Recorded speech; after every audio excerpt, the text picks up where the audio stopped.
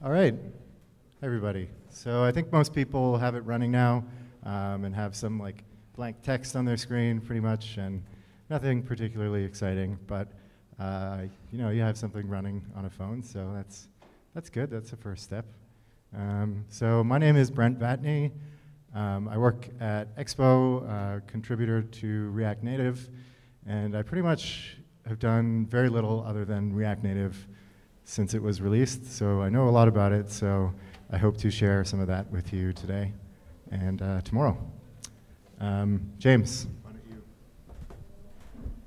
Hi everyone, my name is James Ide. I also work on Expo with Brent. I'm also a core contributor to React Native. If you have any questions about Expo or React Native, please come and grab me and I'll try to help you out or answer your question. Nice to meet you all.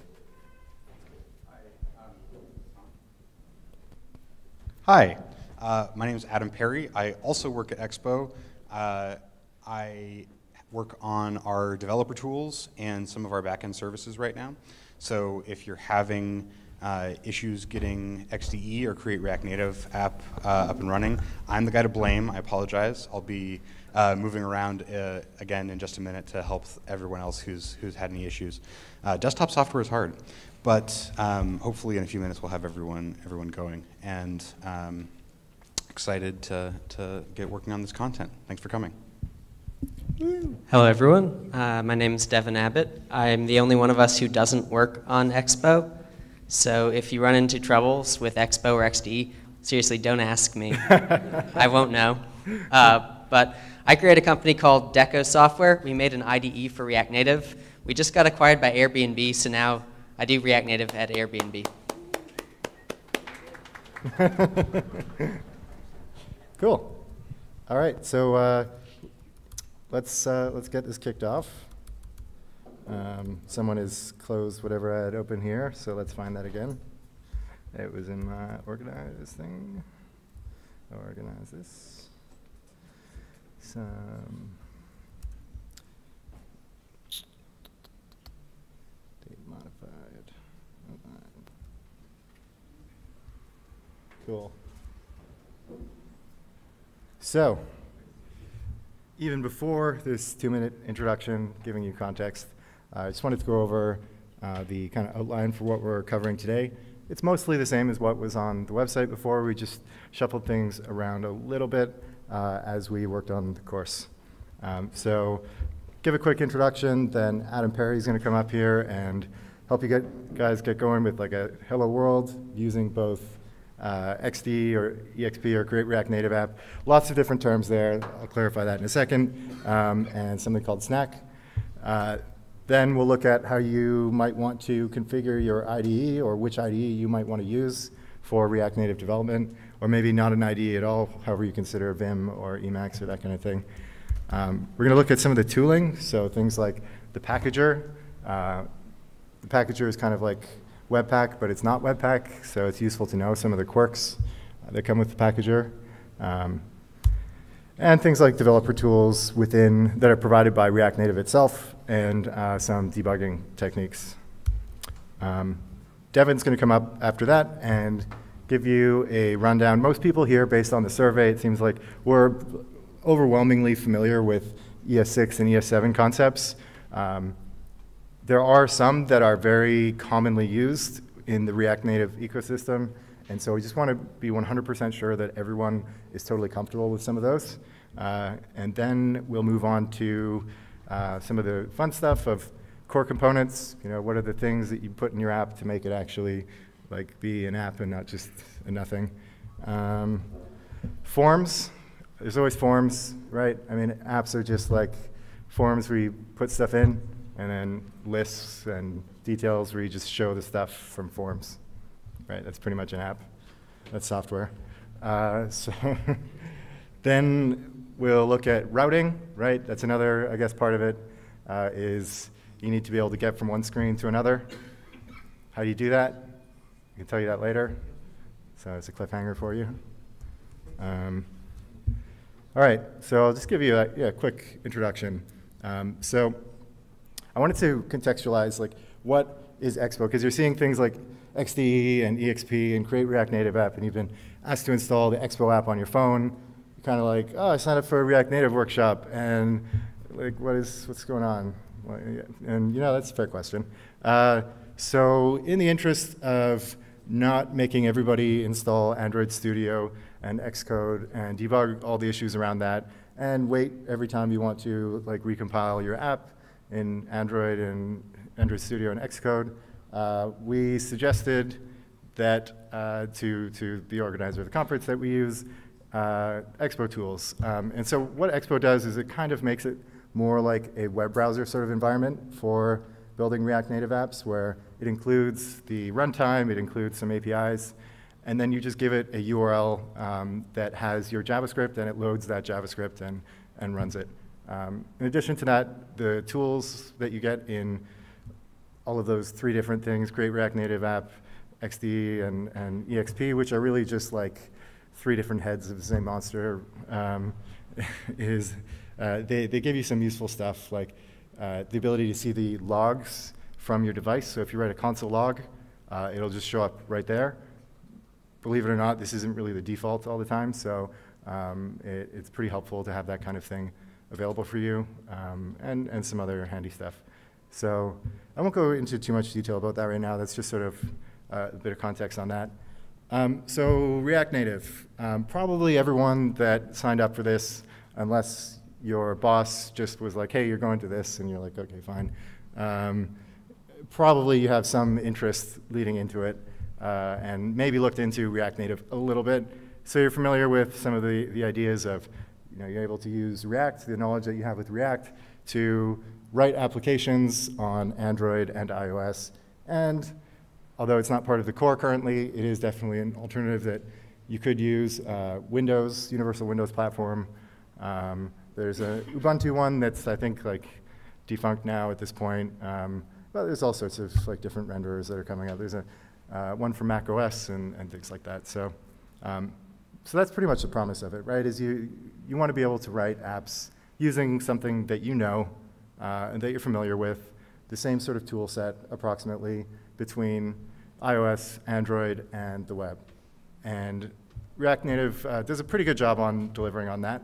And what we're going to cover kind of today, I think, is a lot of, well, today and tomorrow, are a lot of the things that don't really overlap with the web so much. Like, we're not going to spend a lot of time explaining things that would be obvious to you as a React developer. Definitely, if you have questions about things, you don't have a lot of React experience, feel free to ask, but we probably won't just stand up here and explain a lot of those concepts. Yeah, I mean, React Native has been around now for a couple of years. Like I said, a couple of us are core contributors. One of us, I don't know where he is, Devin, I just pointed like that. Oh, there he is, back there. Created a startup. Well, 2 of us created startups around React Native. There's lots of big companies using it, a lot of Facebook brands, so Facebook app itself. Not the entire thing, but parts of it use React Native, and the Instagram app is partially using it. Uber, I don't know, you can go to the React Native documentation, go to the showcase and see a bunch of things. There's a guy who's speaking here, Joel Arvidsson, who created the Vogue app, it's like Vogue magazine, which was actually rated and picked by Apple as one of the top 10 apps of the year last year. So, like, you can make good apps with this. It's not like a Cordova kind of thing. No slight against Cordova, web technologies. Just, the ceiling is higher with React Native. And the reason it's higher is that you're actually using the APIs and the components that exist on those platforms. You're not rendering to the DOM, you're rendering to, well, I mean, you're rendering to a virtual DOM, this is React, but that is then translated not to the DOM, but to whatever user interface toolkit is native to that platform. Yeah, so that's all I really have to say in the intro. And Adam Perry is going to come up here and give you a quick hello world.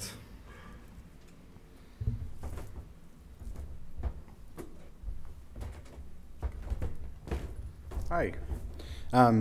So in a few minutes, okay, Cool.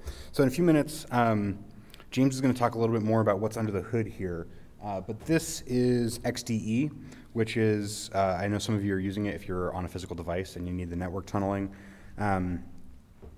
This, under the hood, runs the React Native packager that James will be talking about, in addition to a bunch of other kind of neat utilities, like the tunnels, the console log forwarding, a few other things.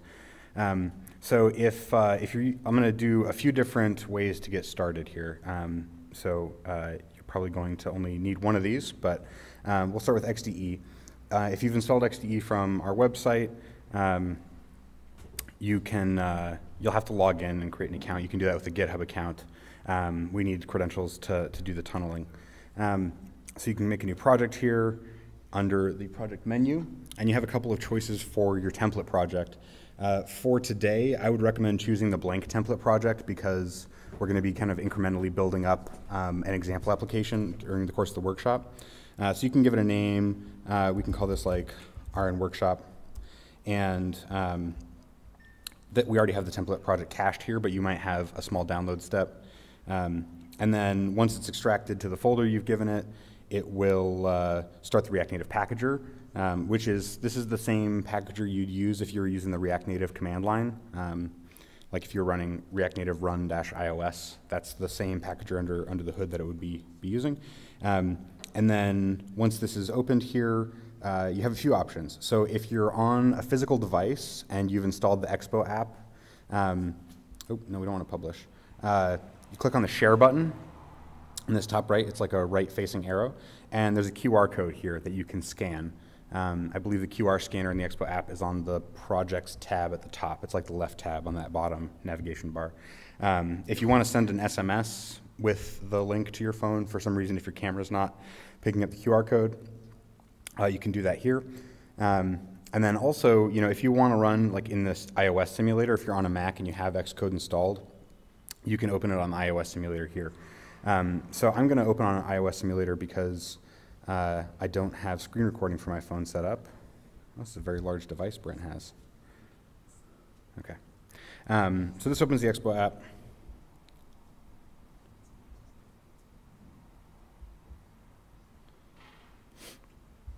And you can see on the left, we're building a JavaScript bundle. This is analogous to Webpack. James will explain more about that in a minute. The initial bundle loading can take anywhere from like 10 to 30 seconds, depending on your computer. The React Native packager, one of the nice things it does is it does a lot of caching. So incremental updates after this first bundle construction are pretty fast. Yes, we got 28 seconds there. Cool, and so then we have kind of our hello world screen here. Now, there's a few things to be aware of. Do I have an editor? Should I just open a VS Code session? Yeah, that's fine. I think I just made it it's under coding, and then RN Workshop. There we go. Oh. Cool. So if we open our project folder in editor, this is VS Code here. We have a main.js, and this is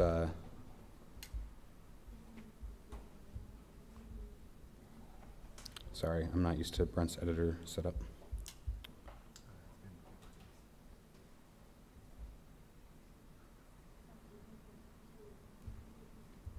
There we go. And we just have a basic boilerplate React Native application here. This has live reloading set up by default in the Expo app. And it's important to emphasize that while it's running in the Expo app, the JavaScript is basically identical to what you'd get from like a vanilla React Native application. So all of the JavaScript side stuff translates almost 100%. So we can type here and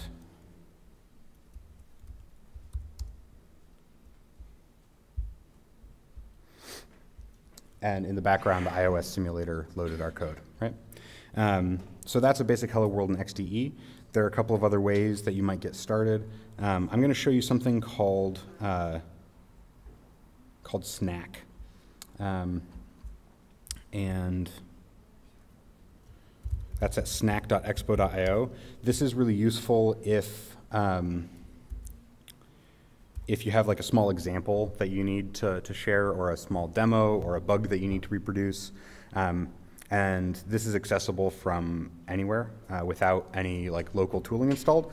There are two caveats, and the reason we're not using it for the workshop are that on the one hand, there's no ability yet to install arbitrary NPM modules, and it only supports one file right now. So it's very, very basic. It's like for JS Fiddle, right? But if you want to try small things in this without like creating a separate project or making changes to your project for the workshop, this is really useful. It even has like an Appetize simulator emulator built in. I guess Appetize is running a little slow today, but this is pretty similar here. We get live reloading, and there's actually, you don't even have to save. So we have this, and we can come in here, and we'll make this another hello world. And that runs. And you can also, if you have the Expo app, you can scan this QR code as well, and you'll get the same live updates. So this is nice to have like as a kind of scratch space if you want to try something small while you're working on the workshop app.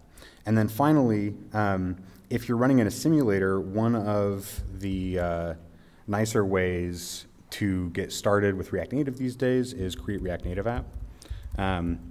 And this is pretty fast to get up and running with. So if you've already installed it using the instructions that I believe were sent out for the workshop, we can make a new project. And this does a quick little bootstrap step from NPM.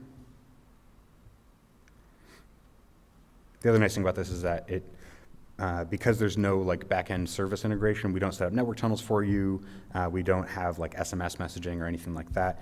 It doesn't require an account. And it's all on the command line. So once we've run yarn a couple of times, we will have a project.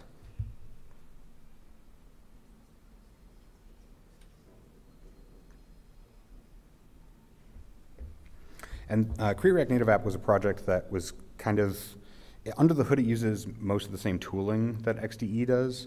But I don't know, people really like the ergonomics of Create React App, and I think it works pretty well. So if we go into our project here that we made with Create React Native App, we have a project, we have our package JSON. You can see here that we have some scripts installed.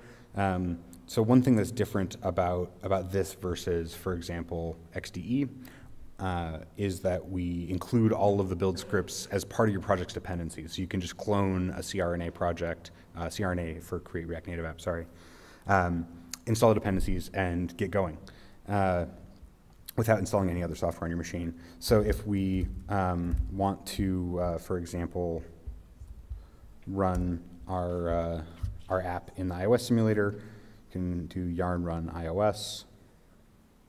This goes through the same packager startup process. And I'm not going to walk through all of the hello world stuff for Create React Native App. That's identical to what you'd have with XDE. This just prints a QR code on the command line instead of in a GUI. So I think what I'm going to be doing the rest of today is helping anyone who might have any tooling issues. There are a few gotchas with the React Native packager. If in the course of working on your application you see any red text or errors, you can see here we've got a QR code, and this is opening in the simulator. So if you have any issues, especially with developer tools, find me. I'll be milling around. Obviously I can help with other questions as well. But since I work on these every day, I think I'd be very happy to be a resource for you while you're working on stuff. And with that, I'm going to hand it back over to, is James next or Brent's next? Okay, Brent's going to talk to you about a few things, and then we'll get started building a project. Ooh, we don't need that.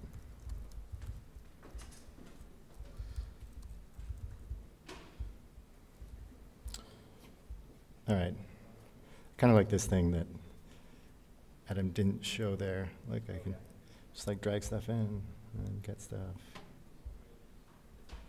So it's like a good way to play around with some of the components that are available to you.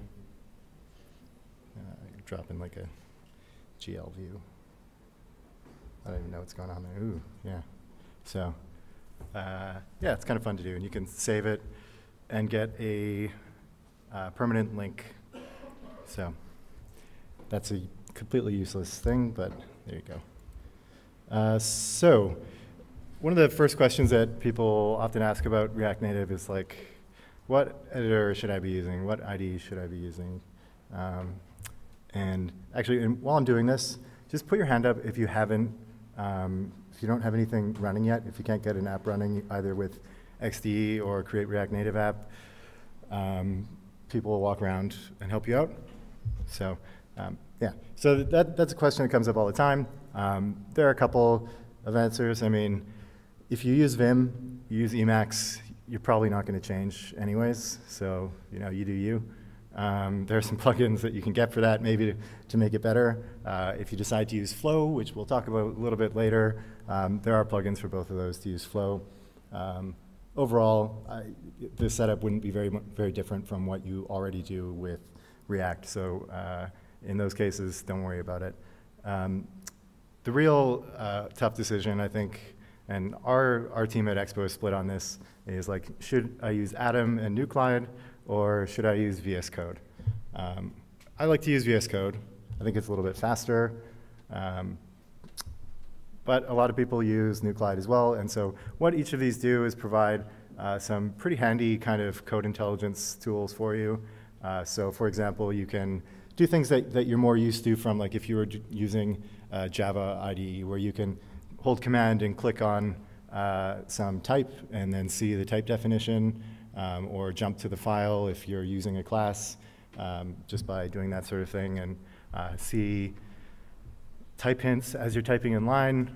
It'll say, here are various arguments that are accepted by this, and they're the types of the arguments, and that sort of thing. So it can be pretty handy for that. As for like which IDE you should use, I think it's really a matter of personal preference. Again, I like VS Code. There are comprehensive guides for how to get started with VS Code and React Native. There's one on Medium. If you just Google VS Code and React Native, I could show you which plugins I use in case that's useful for you. So right now I just have Prettier. I hope everyone uses Prettier on all their code now, right? Put your hand up if you don't use Prettier. Yeah, okay. Well, I thought everybody did, but maybe not. So Prettier, if you're not familiar with it, basically eliminates all of the bike shedding around how you should format your code. And it's pretty nice for, let's just open this one up as an example. Let's say I do something weird like this. Right, and so I just formatted it like that. So I had this kind of ugly looking code, and then just press my formatting hotkey, and there we go. And it goes beyond that. Like, I don't know, you can mangle this a lot. In this case, this is actually maintaining the behavior that I defined there by adding a space in between each of those texts. So it could also help you discover some bugs with things like that. So that's kind of handy. So yeah, Prettier integration, I think, is like one of the most useful things for sure. But then Flow language support is really great. And if you are wanting to jump over to this because of some of the nice features with Flow and whatnot, you can definitely use the Vim emulation, and it works pretty well. This is the first editor since Vim that I've used for anything but, like, because I've been forced to in 10 years. So it's really not half bad. All right, so another thing I'm going to show now is React DevTools. So you can set this up by doing npm install -g React DevTools. You can also install it on a specific project if you want. It's up to you. Right, so that's set up. So there's a little difference in how React DevTools works between React Native and React Web. For various technical reasons, the Chrome extension of React DevTools does not work with React Native. And so what we're doing here is installing an Electron app that's a wrapper around the DevTools. And as you can see, we run React DevTools. It opens this up and says, OK, once your app is open, this will just start. So, all right, let's prove it.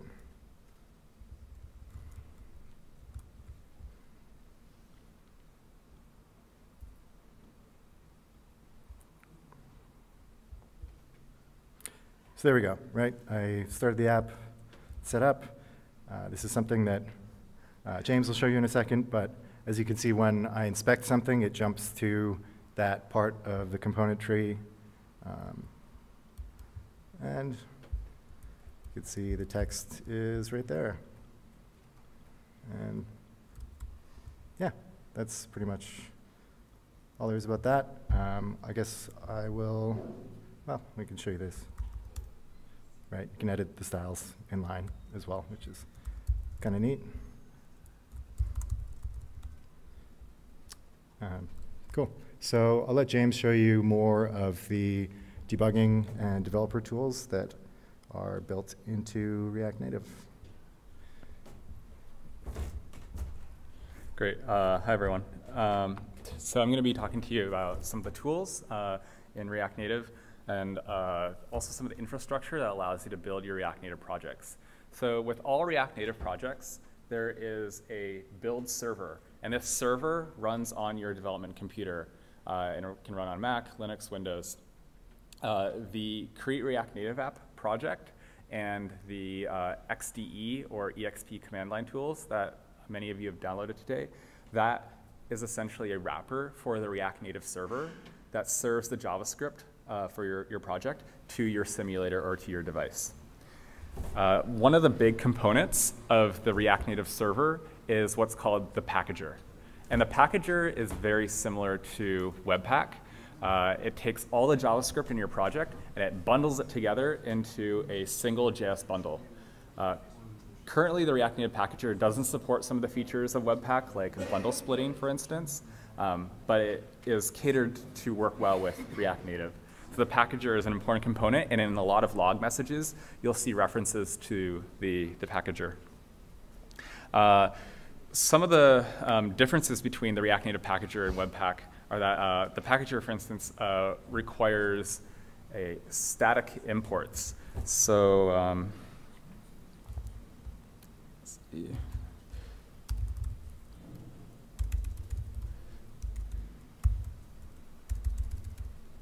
Try to bring up the Visual Studio Code. So static imports mean that you can't just write like require or import a dynamically computed value. You have to statically have a string literal. So in React Native, you can write require and then maybe some icon.png, and this will allow you to use this PNG asset in your application. So this works with Webpack, this works with React Native Packager. What doesn't work with the React Native Packager is something like icon plus some dynamically computed value, maybe index.png. This doesn't work.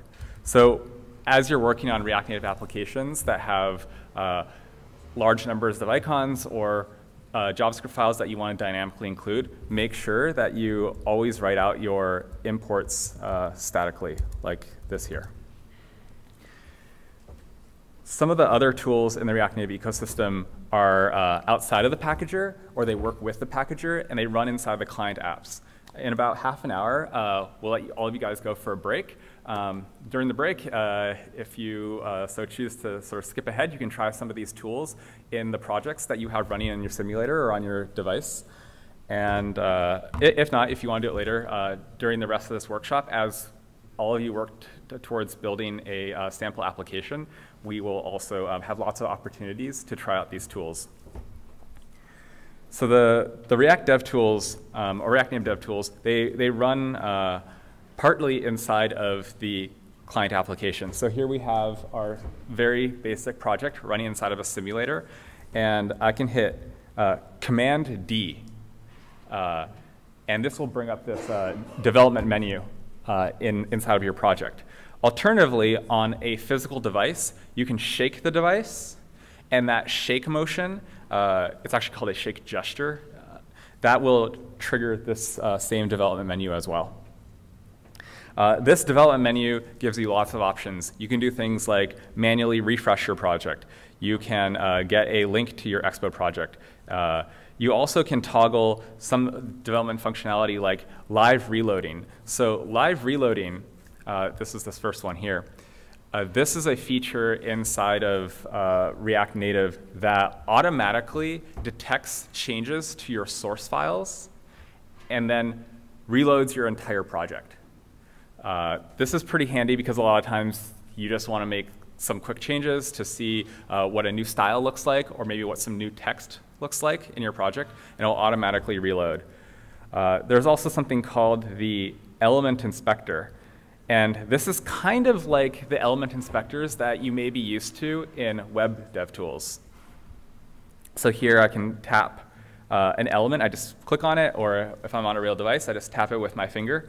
And it tells you a lot of information about this element. For instance, its absolute coordinates, its margin and padding calculations, its position in the component hierarchy.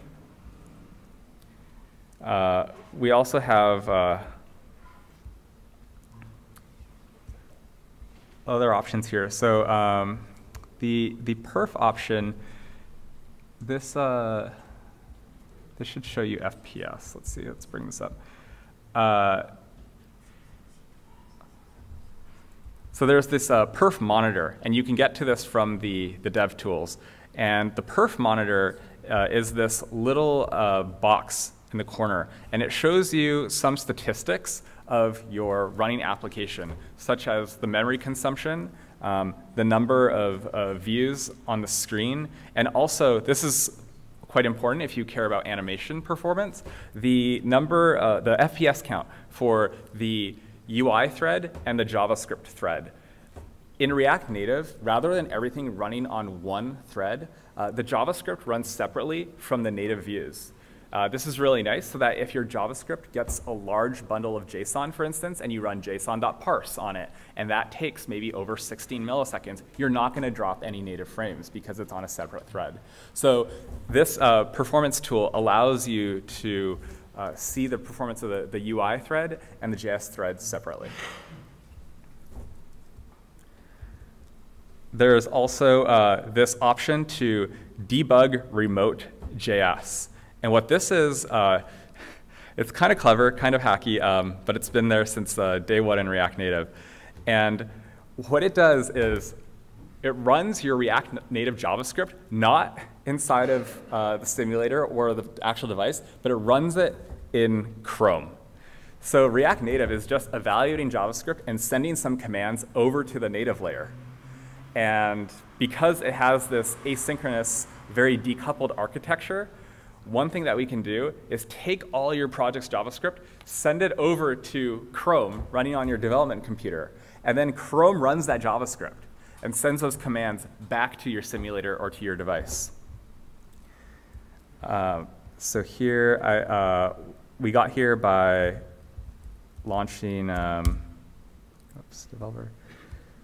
launching the Chrome DevTools from the React Native application. And here we have, these are just the regular Chrome DevTools because the React Native JavaScript is running inside of Chrome. So you see there's all this log message. This is just output from console.log. You can also use the Chrome DevTools for breakpointing. The one gotcha is that the JavaScript runs inside of a web worker instead of like the main frame. But if you can see this under debugger worker.js in the Chrome DevTools, that if you drill down there, you can get into your application code. And this allows you to do things like view all the source code of your application. So things like breakpoints work. You can use the little debugger keyword in JavaScript, and that will set a breakpoint that gets hit inside of Chrome. So this is very useful for when you have issues in your app where you need to set up some breakpoint and step through or inspect variable state. The last feature in the Chrome DevTools is something called hot reloading. So, okay, here I got this red box because I closed Chrome, so the JavaScript wasn't running.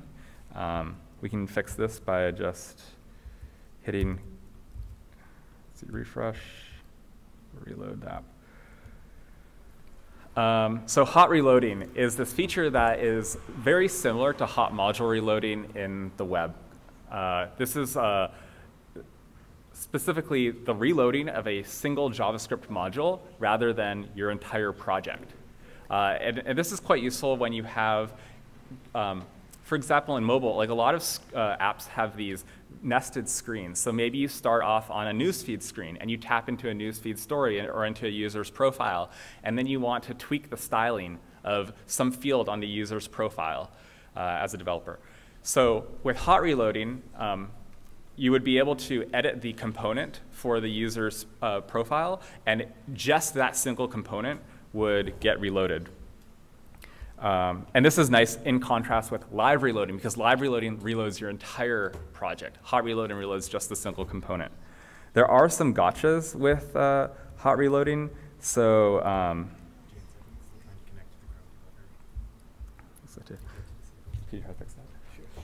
so hot reloading, it often works.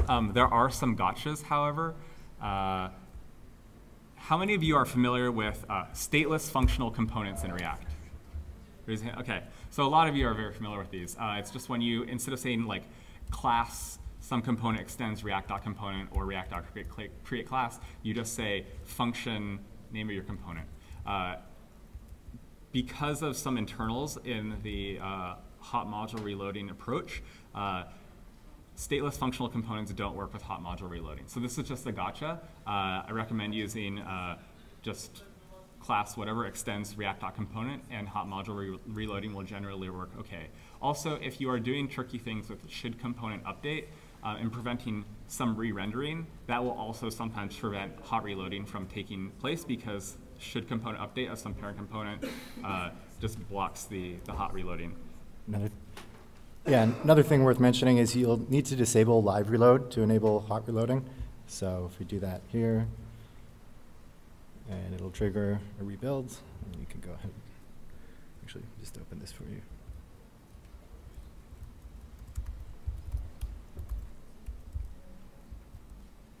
Is this the one? We're in workshop 2. So all these dev tools, they come built in with React Native. They're pretty easy to get to from the menu that you get to by hitting Command D or shaking your device.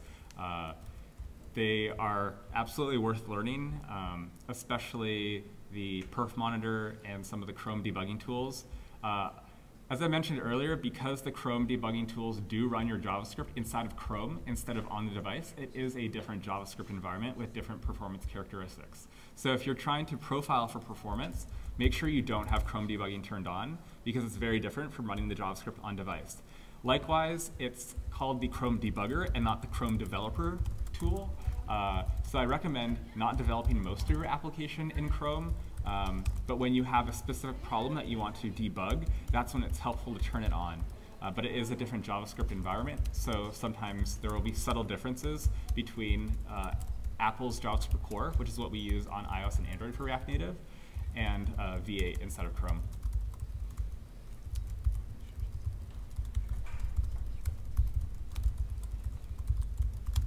So here, Brent is going to be demoing some of the reloading functionality. This is actually really cool. You can't do this in a lot of native mobile platforms. Android is starting to add some of this functionality natively, but on iPhone, you've got to, like, every time you edit a single line of code, you click recompile, wait 30 seconds if you're lucky, and your app will reload. But here, it's quite instantaneous, usually sub 1 second. And this really changes the way you develop. Like, you can quickly throw together some UI and tweak a lot of the layout and coloring and styling in general. Which is really nice.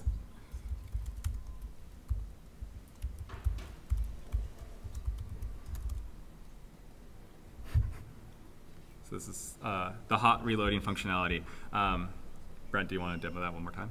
Sure. So you can see that the state remains as we make changes here, which is often, yeah, quite useful. Do you guys see what's going on here? So here is a very simple application that has just a counter. And the counter is set to just the number of clicks. So here it's going up 32, 33, 34, 35. So there's some state in our application that we might want to preserve. And usually this is something more complex than a counter. It's like navigation state or scrolling state. And because of hot module reloading, if we just make some changes, then, and I save in my editor, then I see that the changes automatically in our app. So this is pretty cool. I recommend trying it out sometime. It really changes how you think about mobile development and how willing you are to make stylistic changes to your project. Yeah, and one caveat about that is I'd recommend turning it on like when you need it. Don't just develop with it on all the time. Like anything where you know, the state of one thing can change and it's not all sort of recreated from scratch. Various things updated on the fly. You can have all sorts of sort of subtle problems with your app. So usually I use it if I want to go to a specific screen, I want to stay on that screen and just like restyle it. And that's usually the most effective way I find of using hot reloading. Great. How much time do we have left right now? So, okay, we have about 15 minutes now. So Devin's going to come up and continue from here. All right, so we've got 15 minutes before we take a break. I'm going to try to get through all the rest of the boring stuff in these 15 minutes, which is the JavaScript language, ES6, ES7 stuff, and the React component stuff. We took a survey. Thanks, everyone, for answering. We know most of you know this stuff, but for the 20% of you that don't, I'm going to cover it really quickly. And then right after the break, we'll start actually building an app, which will be way more interesting than all this stuff. I'm going to use a site I wrote called React Native Express, which is like a tutorial site. It's free. You can check it out. I also wrote a bunch of the official React Native docs, so the content should be like pretty much the same. And you can use both as you're learning. I'm going to use a slightly different version that's just running on localhost. Anyway, we're going to go through a couple language highlights. You probably know many of these things already. React uses classes, ES6 classes, almost exclusively for components. These are pretty much just functions that when you instantiate with new, the constructor runs. You can assign parameters to this, and any method that you put in the class, sure, going to zoom in more. Any method name that you put in the class will get added more or less to the prototype. So this is equivalent to the old way of doing it, which would be like function my class, and then saying my class dot prototype equals print name. So classes, we'll use them everywhere. Next thing is class instance properties. We'll use these everywhere also. So this is in your ES6 class. You can say name equals something or state equals something, and this directly assigns these values to new instances of your class as they're created. So in my constructor, I don't have to say like this dot name equals Tom. This is taken care of automatically, and I can just use these properties as this. We'll use this a lot in our React components because we want to assign state to each instance. Each instance will have its own state. There is another useful thing that these give you. These will automatically bind functions to your class. So if I use, say, print name equals to make an instance property, as opposed to what I might do if I were just using a normal method like this, print name equals will statically initialize this print name function essentially in the constructor.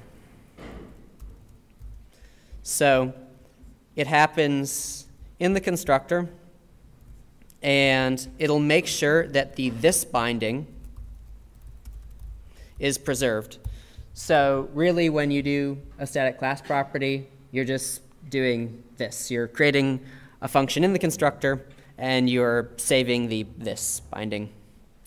Pretty straightforward. This just saves us a lot of time, especially with things like lists when we're mapping through elements, so that we don't always have to say this.printName equals printName.bind this. I'm sure you've seen this countless times at the start of classes, and we won't be doing this. So that was ES6 and ES7 in 5 minutes. And now I'll do React classes also in 5 minutes.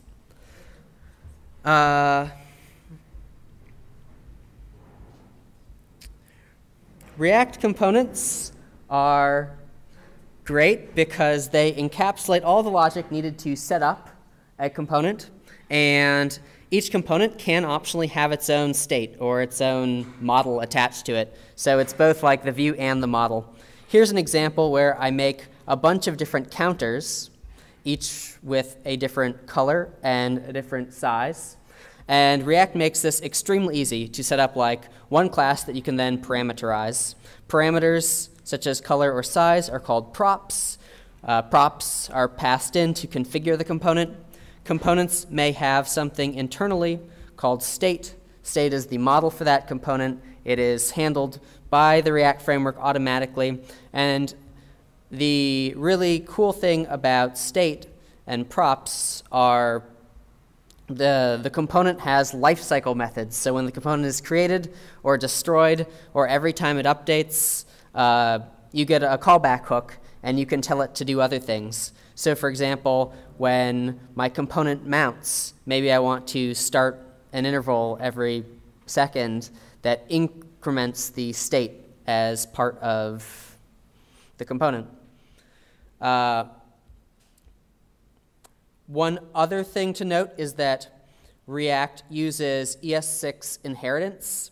So whenever you make a component, it's always extending component, which we pull out from React. If you want to improve performance, you can extend pure component. This won't work in my little demo thing, but all this does is it says basically it's a contract that your state must be immutable, and your props, well, now that your state must be immutable. And so anytime you change your state, you can't just say this.state.count plus equals 1 and change it in place. You have to use the React setState method. And so React will compare props and state using triple equals. So like if you had two objects, A and B, and they both had something like name, which is a bad example. I think most people probably know what immutability is, and so I'm just going to skip over that. But this is essentially how components work. You can create highly reusable classes that represent views in your application that can also have a model attached to them with state. Now, generally in larger applications, you won't use state much. You'll use an external data store with Redux or MobX or something else. We're not going to use that for this workshop because it is like important to React and React Native, but it's definitely not really specific to React Native. So we're going to stick to teaching you React Native specific stuff.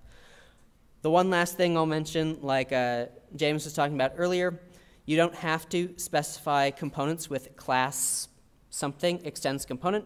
There are also functional components. So you can just say const my component is a function, and it returns, let's see, I'll have it return text.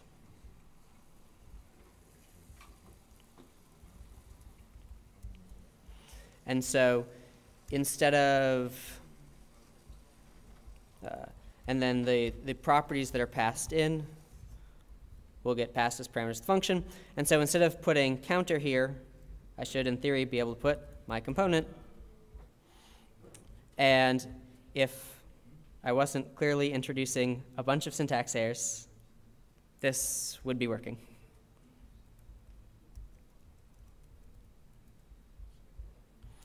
So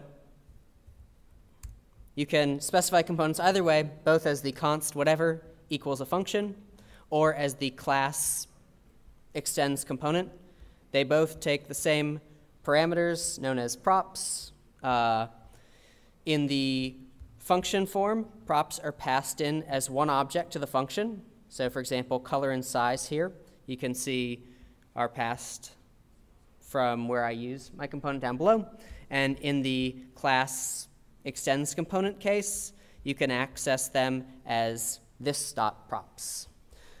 Similarly, for the component state, you can access it as this.state. So when you're making components, you should really treat them as like just the view logic. And so everything that is in state and props should affect what is rendered. If something doesn't affect what is rendered, it shouldn't be in state or props. So for example, if I just wanted to have a constant that doesn't need to change at all, like if I had a constant color, like teal or something, it never changes, then it shouldn't go in state or props. It should just be outside the class somewhere. And that is pretty much ES6, ES7, and React classes, as much as you'll need to know for React Native. Let's take our 15-minute break now, and then when we come back, we'll start actually building an app together. Break.